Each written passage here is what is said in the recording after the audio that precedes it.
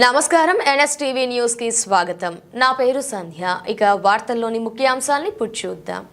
జిల్లా పూతలపట్టు నియోజకవర్గం యాదమరి మండలం తెల్లరాళ్లపల్లి పంచాయతీ యానాది కాలనీలో సుమారు 20 కుటుంబాలు నివసిస్తున్నారు. వారికి ప్రతిదానికి కాంతల చెరువుకు వెళ్లాలంటే అడవి ప్రాంతంలో 5 కిలోమీటర్లు వెళ్ళాలి. వాళ్ళుండే ప్రాంతం నుండి 1/2 కిలోమీటర్ వెళితే చాలు ఊరిలోకి చేరుకుంటారు. ఆడపిల్లలు పాఠశాలలకు వెళ్లాలంటే 5 కిలోమీటర్లు బిక్కుబిక్కుమంటూ వెళ్ళాలి.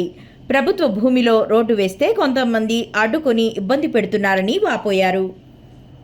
అందరికీ నమస్కారం. మాకు స్కూల్కి వెళ్ళడానికి దారి లేదు కాబట్టి మాకు స్కూల్కి దారి కావాలి.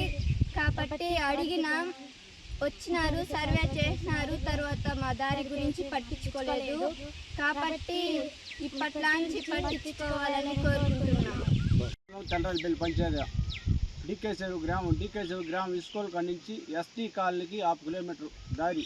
ఇక్కడి నుంచి కనీసం అంటే ఒక 15 మంది పిల్లలు పోయేదానికి వచ్చేదానికి దారి లేని ఇబ్బందులు పడి కాళ్ళకు దెబ్బలు తగిలించుకొని వాళ్ళు దారి లేకుండా కష్టపడుతున్నారు. దారి కావాలని కొంచెం దారి చేసుకుంటే దానికి మా పై దాడి చేసి కేసులు పెట్టి తెల్లవారితో కూర్చోలు పెట్టుకొని ఎర్రాయిని నాగరాజుని సాయంకాలం 8 గంటలకు వదిలినారు. తిరిగి లేకుండా పెట్టుకొని రాజులు ఎస్ఆర్ గుణశేఖర్ 12 మంది పోతున్నారు.